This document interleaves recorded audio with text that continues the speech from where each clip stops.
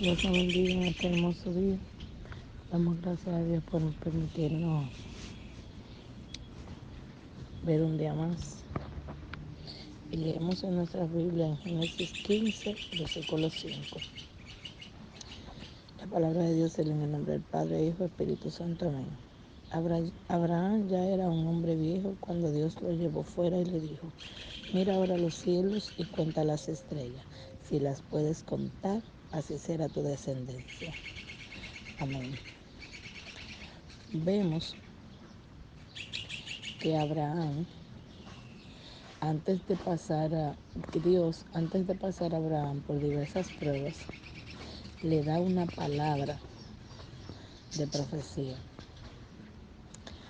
Como yo, siendo un hombre viejo, me imagino, decía Abraham, el Señor me dice esas cosas.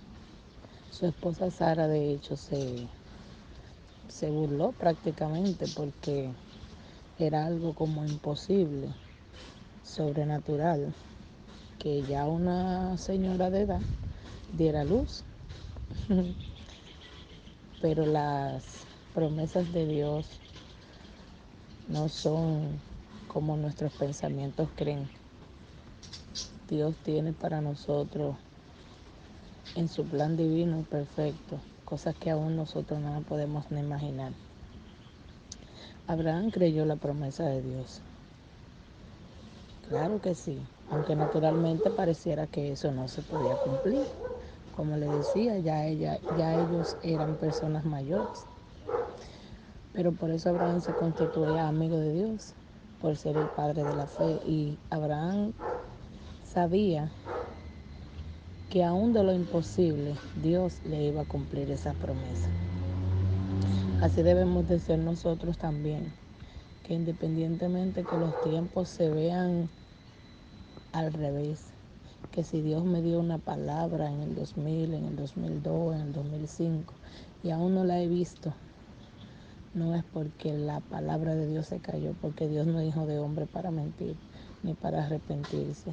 Él va a cumplir su palabra en nuestras vidas, en su tiempo y en su voluntad.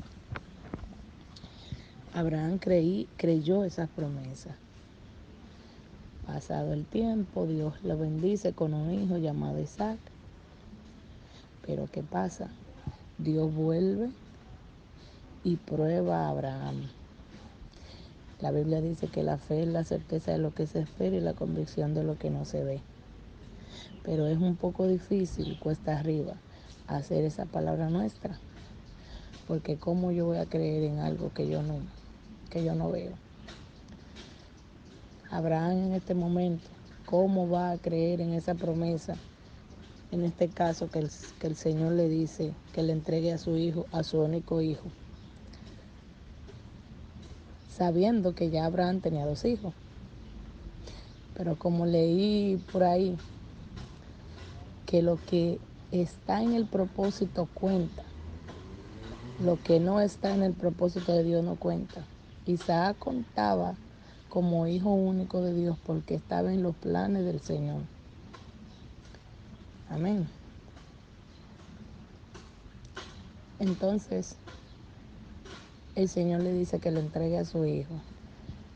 Wow, qué difícil sería, ¿verdad? Que el Señor nos diga en estos tiempos: entrégame a tu hijo, entrégame aún a tu mamá, entrégame a tu hermano.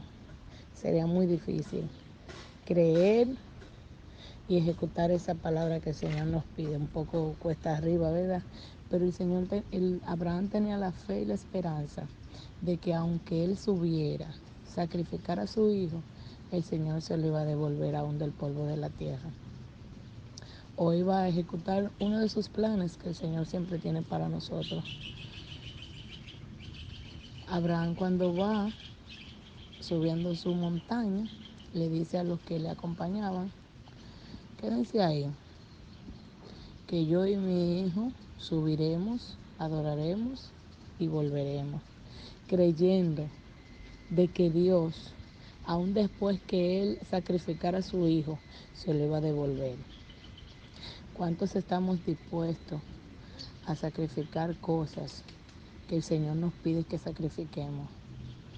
Solamente, solamente Dios quiere que creamos en Él, que tengamos fe en que aunque veamos todo contrario, el Señor nos devuelve, el Señor nos cumple sus promesas, porque Él es un Dios de palabra, un Dios que cuando te dice sí es sí.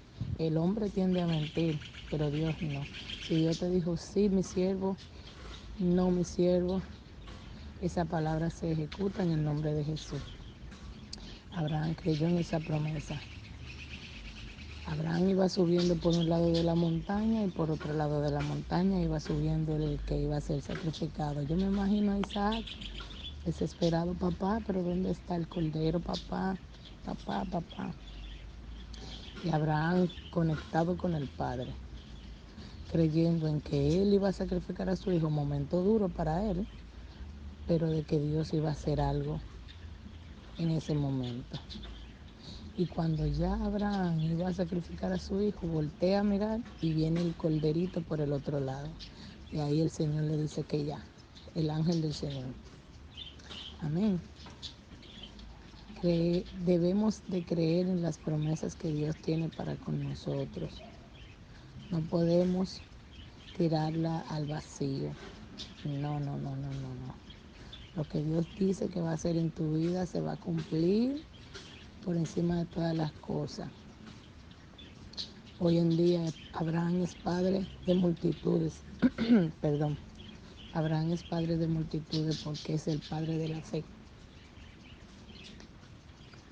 Así que tú y yo debemos aferrarnos a esa palabra y creer y confiar en que las promesas que Dios nos da se cumplen por encima de los pronósticos, se cumplen por encima del enemigo, se cumplen por encima hasta de nosotros mismos, porque muchas veces nosotros somos los que obstaculizamos esa promesa de Dios en nuestra vida.